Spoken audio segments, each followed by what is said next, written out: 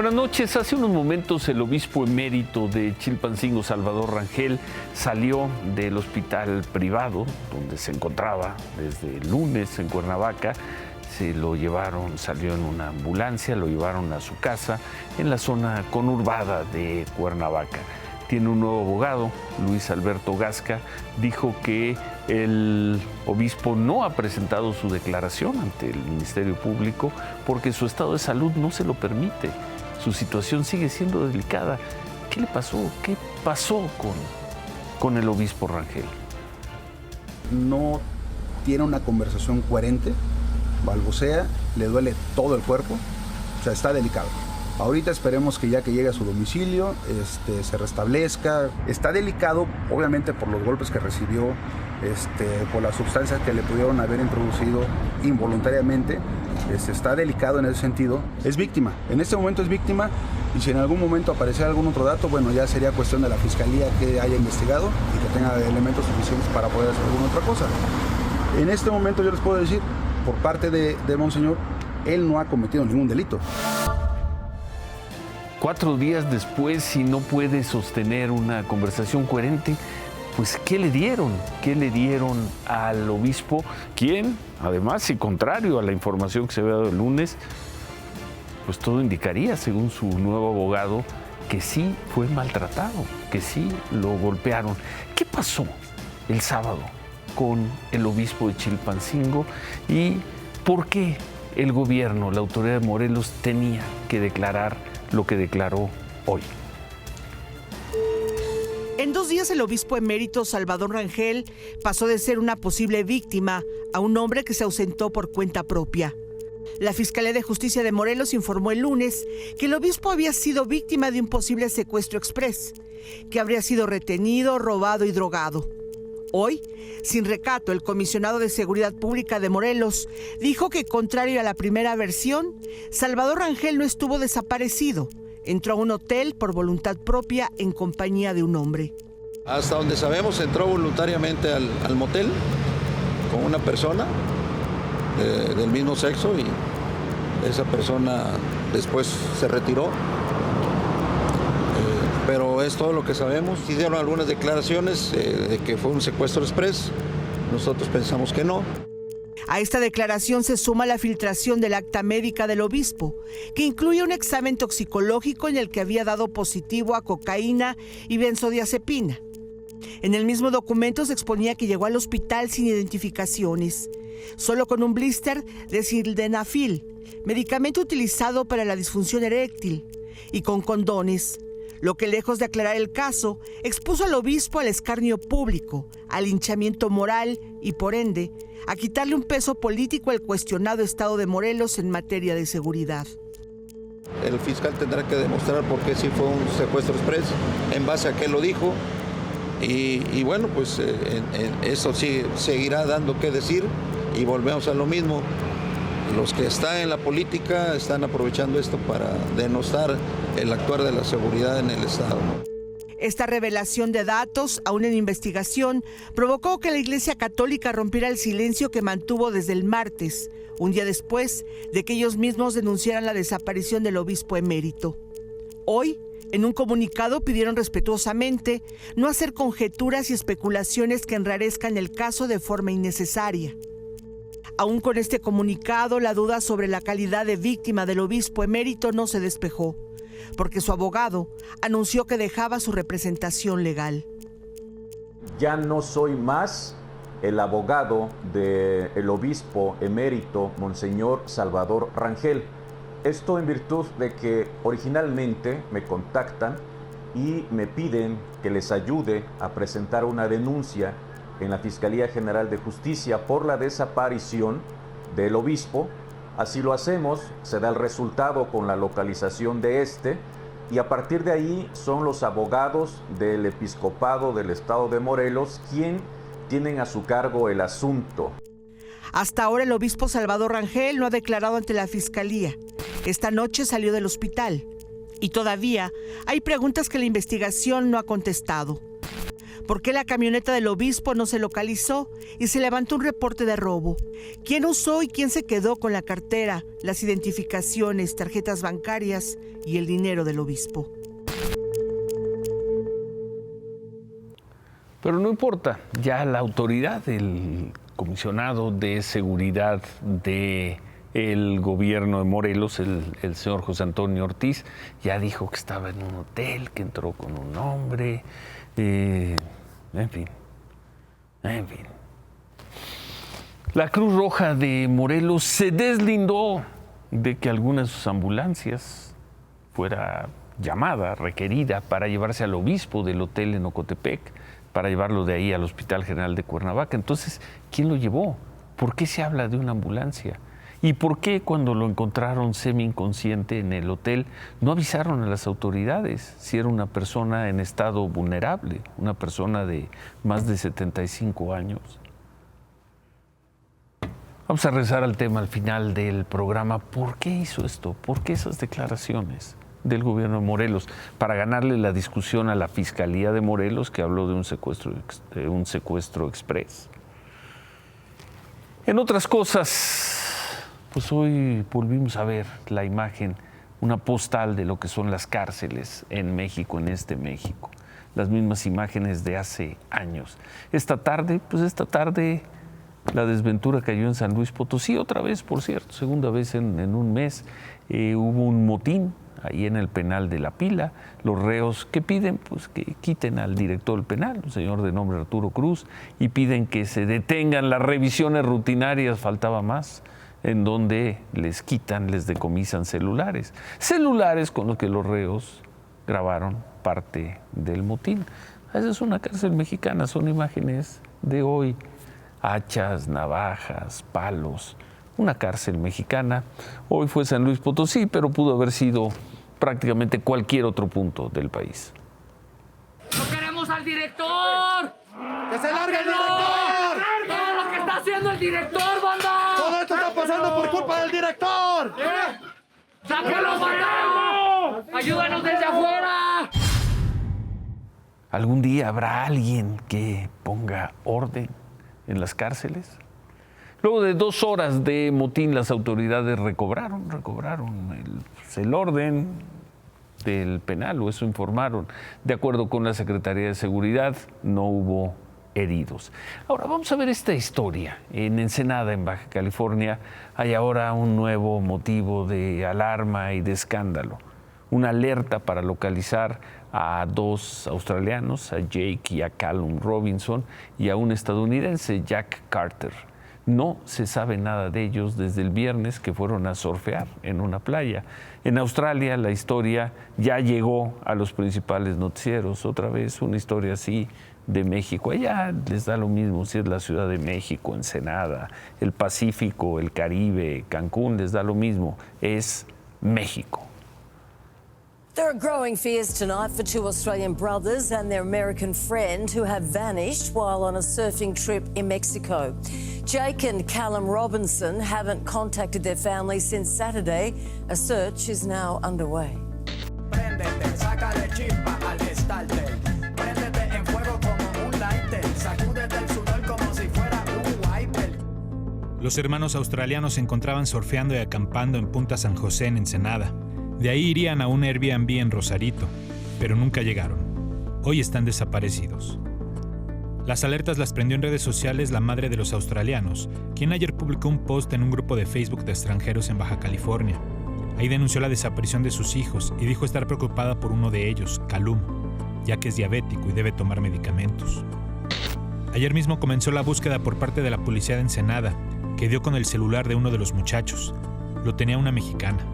Donde se dio la última ubicación, ubicaron a una persona del sexo femenino, que llamó la atención de los oficiales. Se da una intervención por una cuestión administrativa y deriva que al momento de realizar una inspección se le localiza droga, indicios que al parecer son droga y un aparato telefónico. Al momento de tener una pequeña entrevista se exalta y empieza a dar información, ¿no? Esto llevó a la detención de más personas. pero siguen sin encontrar a los australianos y el estadounidense. Llevamos grandes avances en la investigación. Se encuentran 3 personas relacionadas con la investigación. No puedo mencionar en este momento qué calidad tienen, sí, porque tienen relación algunas de manera directa. La desaparición de los australianos ya es noticia en ese país, tanto que el tema llegó al primer ministro de Australia.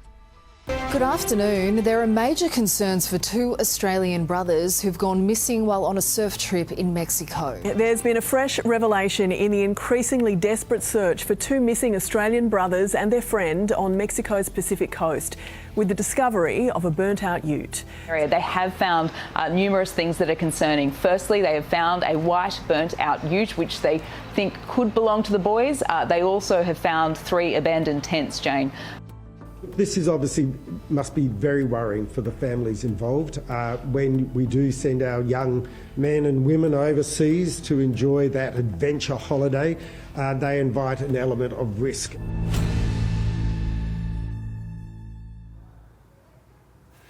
Bueno, pues ahí está la autoridad de Australia, y ahí está México.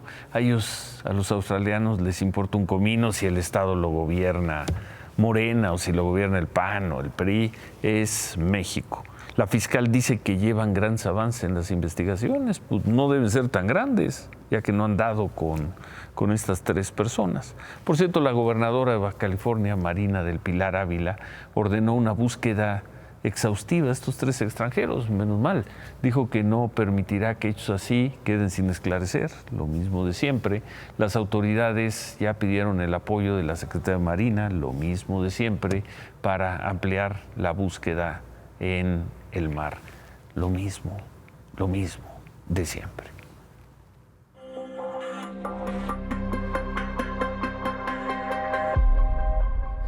Y en esta otra historia que ha dado mucho de qué hablar desde el martes, hoy Claudia Sheinbaum desacreditó por segundo día a la madre buscadora Cecilia Flores, quien habló del hallazgo de un predio en Iztapalapa donde, según ella, habría restos humanos y un crematorio.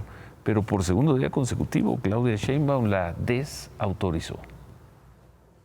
Ayer se mostró que esta noticia que fue de primera plana de que supuestamente se había encontrado un crematorio en la Ciudad de México, pues es absolutamente falso. Pues lo dejo el calificativo a ustedes. Pónganle ustedes el nombre. Xóchitl Gálvez, por el contrario, apuntaló a la activista Ceci Flores y al trabajo del activista. No es montaje, Ceci es una mujer que les ha exhibido pues, una realidad. Ceci Flores trabaja por su cuenta, yo la recibí, la aprecio, pero no trabaja para mí, ¿no? Eso es absolutamente falso, no trabaja para esta campaña. Y lo que sí me impresiona es lo rápido que hicieron la investigación y lo expedito. Están más preocupados por clavarle la cara a la señora Sheinbaum de su pésimo trabajo. Claudia, buenas noches. Ciro, buenas noches. No querían politizarlo, pero al final de cuentas el tema se politizó. Y en respuesta, hoy Ceci Flores subió esta foto y este duro mensaje. Llevo 1 mes, 11 días y 7 horas esperando que me digan si este cráneo que encontré es de mi hijo. Lo voy a traer a la Ciudad de México porque aquí lo pueden resolver en menos de 1 hora. Ya me les adelanté. Les juro que no es una lagartija. Y no pasó ni 1 hora de esta publicación y desde la mañanera Martí Batres dijo que todo fue producto de un montaje frustrado.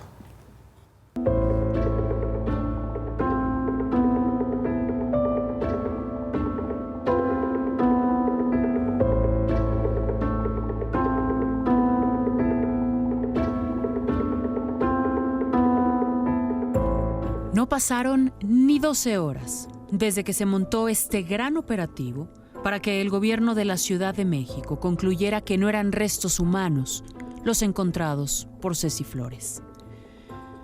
¿Por qué la velocidad en esta investigación? Porque a decir del secretario de Seguridad Ciudadana de la Ciudad de México, Pablo Vázquez, había que evitar politizar el caso. No somos ajenos, desde luego, a la coyuntura. Lo que queríamos hacer, y así lo comentamos entre nosotros, y esa fue la instrucción, es preservar este evento de la politización del mismo y poderle dar certeza a las familias. Pero aún así, el caso se politizó. Desde la mañana, el presidente López Obrador responsabilizó al bloque conservador de estar detrás de este hallazgo. A veces se trafica con el dolor. Eso es una ruindad, ¿no, señor? Humano.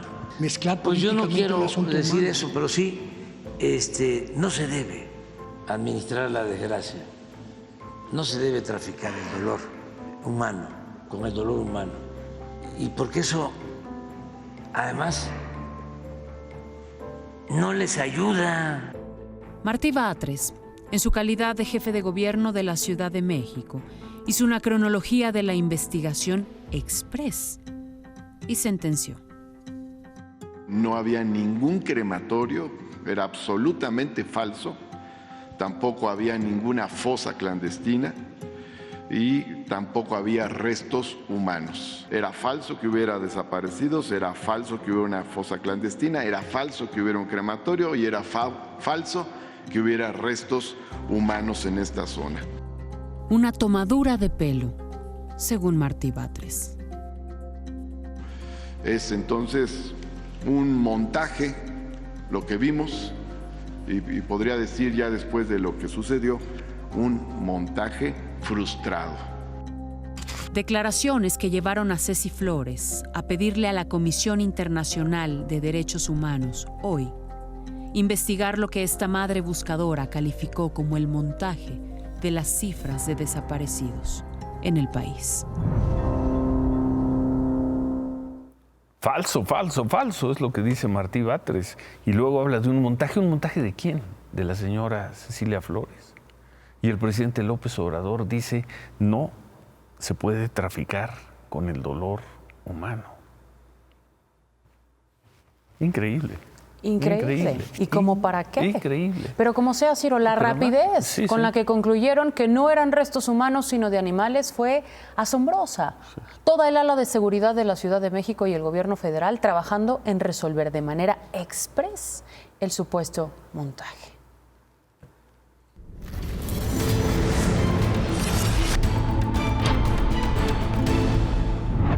Y hoy de nueva cuenta, Xóchitl Gálvez en Guaymas, Claudia Sheinbaum en Chilcota y Jorge Álvarez Maínez en Puerto Vallarta. Los tres hablaron de inseguridad, de violencia. Que Dios los bendiga a ustedes, que Dios nos bendiga a todos, porque vaya que vivir en esta zona con tanta inseguridad, ustedes requieren la bendición de Dios todos los días, porque lo que se juegan aquí es demasiado.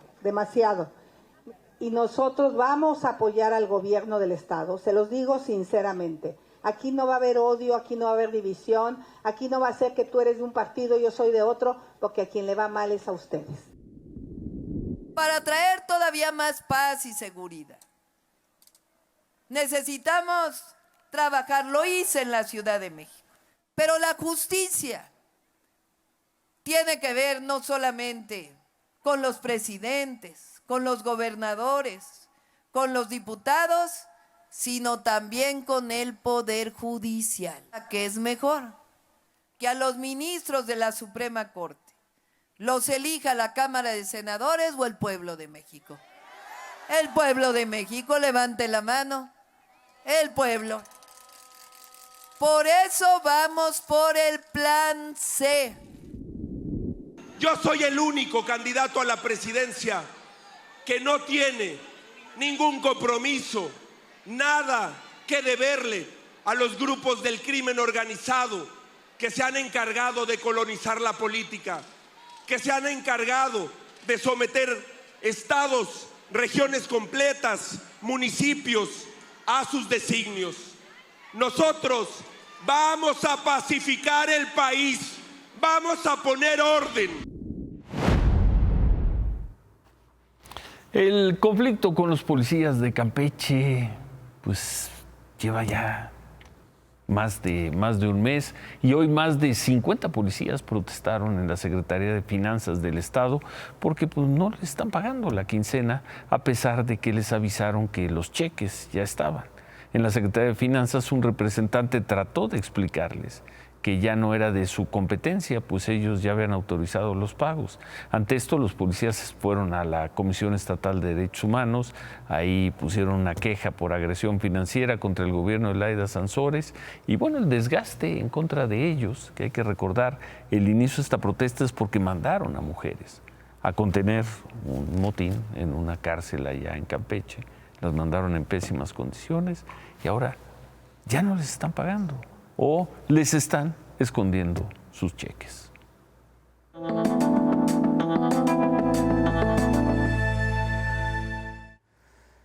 Y pasan los años y seguimos viendo imágenes como estas. Así viajan los migrantes en los techos de los trenes. En Zacatecas hay 2 trenes con unos 1,000 migrantes varados desde ayer. Uno en el municipio de Calera y otro en Ojo Caliente. Ahí, personal del Instituto Nacional de Migración les exigió bajar del tren. Se negaron y acabó en empujones. Incluso una agente de migración golpeó así a un migrante varias veces hasta que otro trabajador migratorio lo separó. Los migrantes siguen ahí, siguen varados. Estas son imágenes de otro convoy. Está varado en la comunidad de Ceballos, en Durango, a 3 horas de Gómez Palacio. El tren lleva 3 días detenido y se calcula que son más de 1,200 migrantes. Y ahí están en los techos de los trenes. Y ahí siguen. La mayoría, como siempre hemos visto aquí, venezolanos a bordo del tren, quienes llegan a Chihuahua para buscar algún punto por donde cruzar la frontera hacia Estados Unidos. En Cozoleacaque, en Veracruz, fueron abandonados más de 400 migrantes en la autopista Minatitlán-Cayucan. Estaban arriba de 3 autobuses de pasajeros, pero los conductores los dejaron y se fueron. El Instituto Nacional de Migración informó que son migrantes de 7 nacionalidades, la mayoría de Guatemala. Fueron trasladados ya a la estación migratoria de Acayucan. Y en Chicoloapan, en el Estado de México, también fue abandonado un grupo de más de 200 migrantes, pero a ellos los dejaron en esta bodega. Los encontraron después de que algunos vecinos reportaran ruidos e incluso una riña. Entre los migrantes había personas que vienen de India, Afganistán y Egipto. Así, la crisis migrante.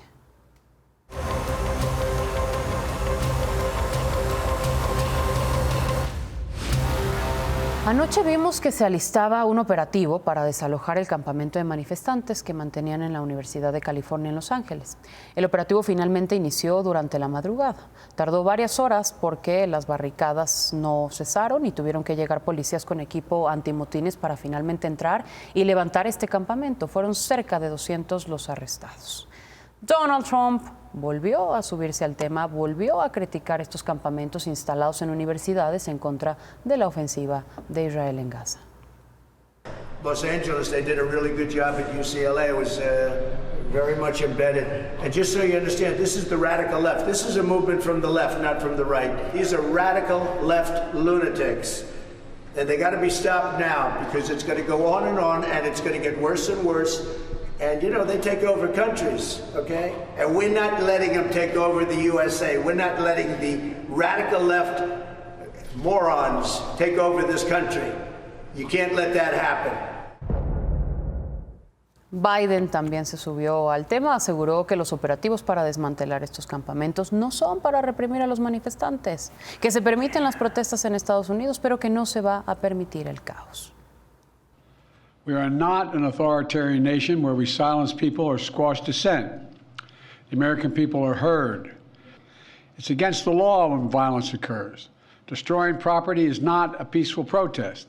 It's against the law.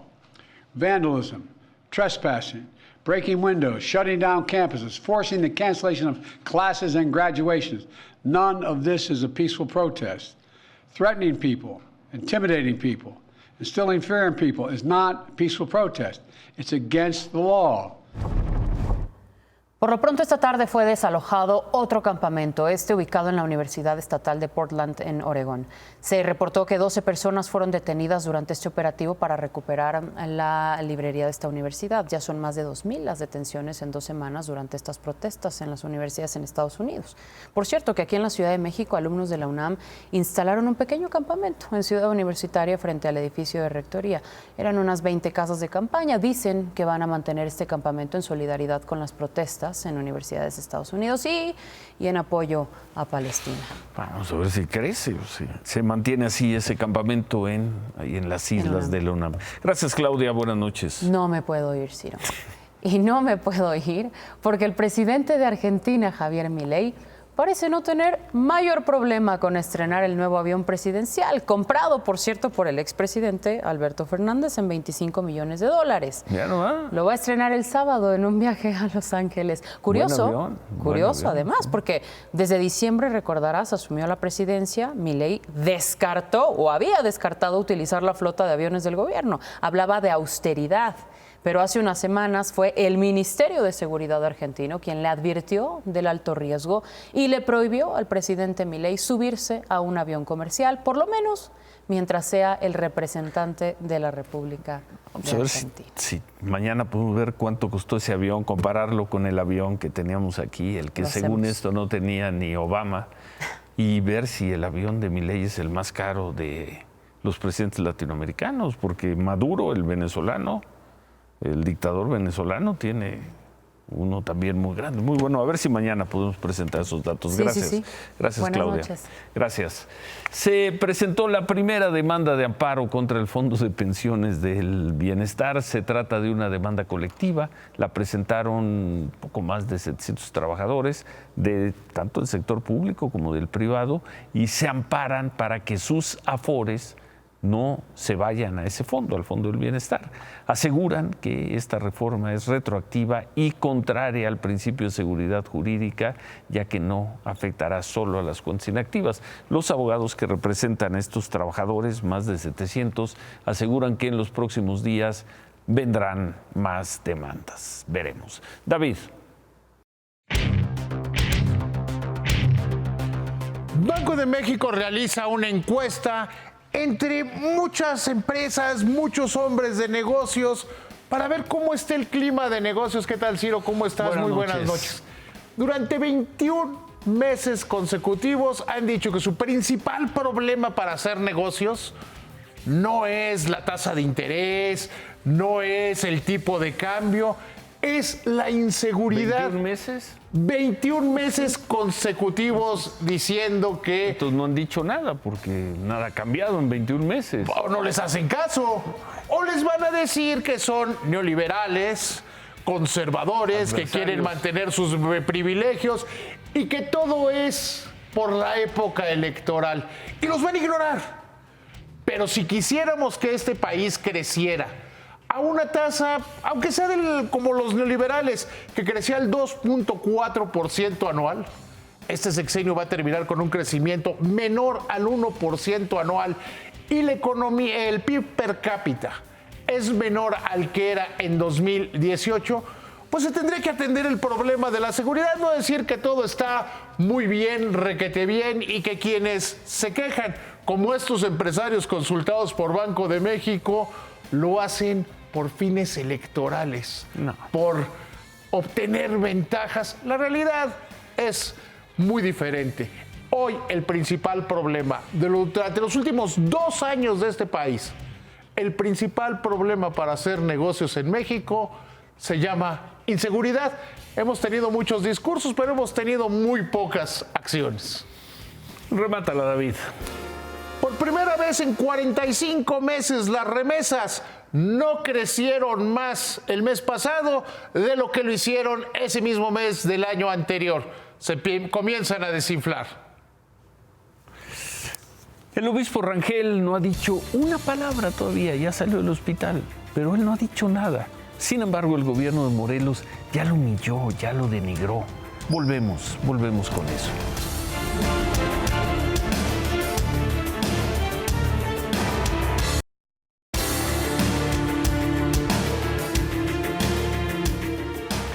No hay que olvidar lo principal, lo esencial. El obispo Rangel es antes que nada una persona, es un ser humano.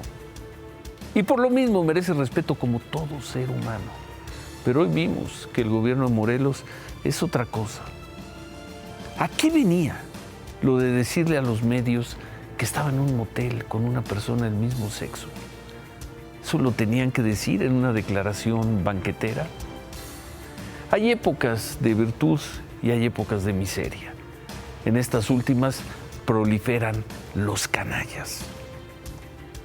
Y a todo esto, el obispo sigue sin declarar ni decir una palabra. Pero ¿qué importa? El gobierno de Morelos ya lo hizo pedazos. Se quedan con qué importa. Gracias, buenas noches. Ánimo.